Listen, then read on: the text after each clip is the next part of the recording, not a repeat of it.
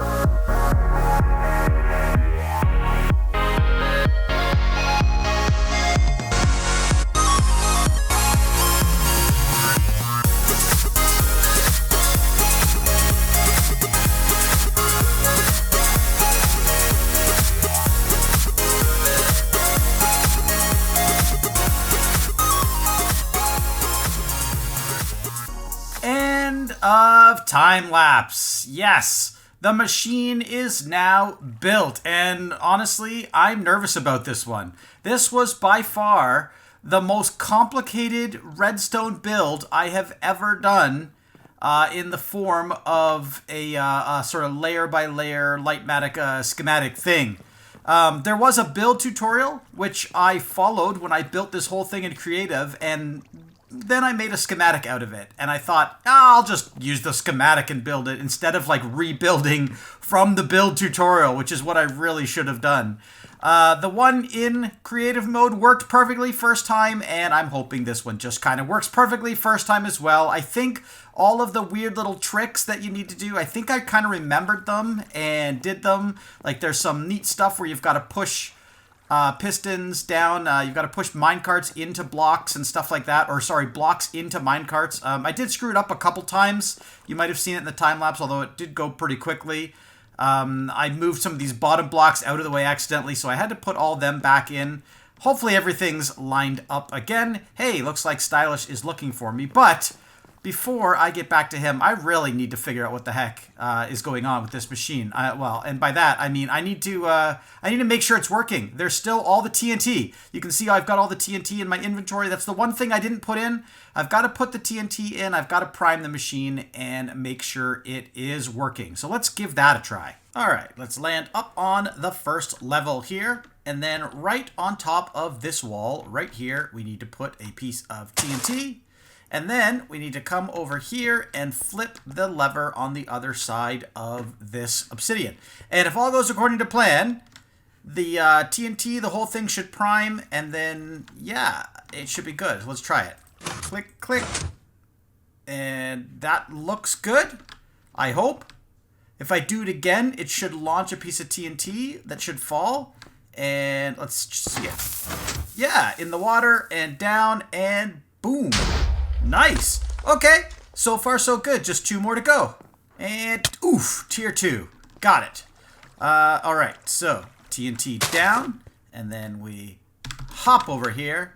We flip, and then flip, and yeah, TNT's good. Boom, nothing blew up, and our system is primed. Okay, 1 more to go. Top tier, here we go.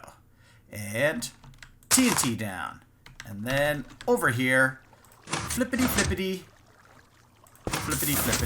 TNT's out, it falls, and boom, down there, and nothing blows up. Okay, so I think that means the whole system is now primed. Now, the only thing left is to give it a test. Believe me, I am very nervous about testing this. Even though the sort of TNT duping and priming system is like probably the most scary, the full-scale test is probably just as scary. Let's see if I can actually land in the water here. Ow! Nope, I couldn't. I don't know why I thought that just falling off that edge would get me in this water over here, but that's okay. Good thing I have netherite and feather falling boots, and yeah, I'm good to go. Okay, so let's get down underneath this machine, make sure it's all full of bone meal, and then we can do it. Actually, the place to check the bone meal is right here. So you can see this chest is still draining out. This chest is full. This chest is almost full. And the main reason these aren't draining is because, yeah, all these hoppers are completely full of bone meal. There's no way any more can go through. Only basically as one leaves this hopper below and goes that way, there's enough room for 1 more to come down. So these 2 extra chests are just kind of superfluous at this point.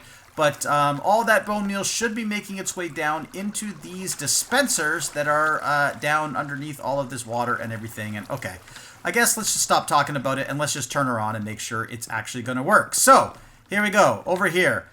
Flip the switch and push the button. And there, button's pushed. Okay, I'm hearing things happen. I'm not seeing trees grow yet. Oof, don't fall in the water. Did anything happen? Maybe not. Maybe I have to push the button again. Okay, let's try it again. Button's pushed.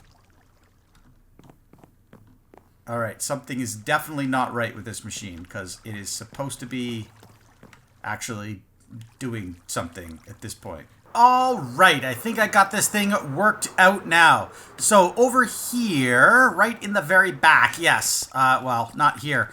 This redstone block, in my schematic, it was over here. But every time I put it over there, it would power this piston, and the piston would push it over. And that's because there was some weird stuff happening with the redstone down here. So what I ended up doing was breaking the redstone down here, putting the redstone block here, and then just putting the redstone back. And as soon as I did that, everything kind of went back to the way it was supposed to go. Vid, check spoilers for a better idea of what I was talking about. All right. I don't need any spoilers. I already know what's going on. Isn't it weird how, like, nobody talks to you all day, and then as soon as you hit record, suddenly everyone wants your attention? Don't text and drive. That's exactly right. All right, so just to confirm, everything is now working the way it's expected to. You flip the lever up, you push the button, and yeah, you hear how many times that thing's going now?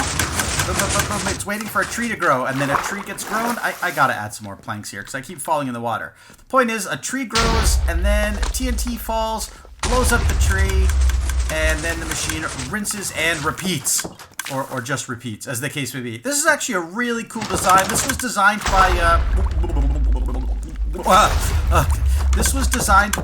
RaiseWorks. So if you want to check out his tutorial for this thing, there's a link in the description that I will put in there. You can check it out if you want to build one of these things for yourself. It's a difficult build, not gonna lie. This is by far one of the most difficult redstone contraptions I've ever built, just because there's a lot of like weird little bits and stuff you've got to do.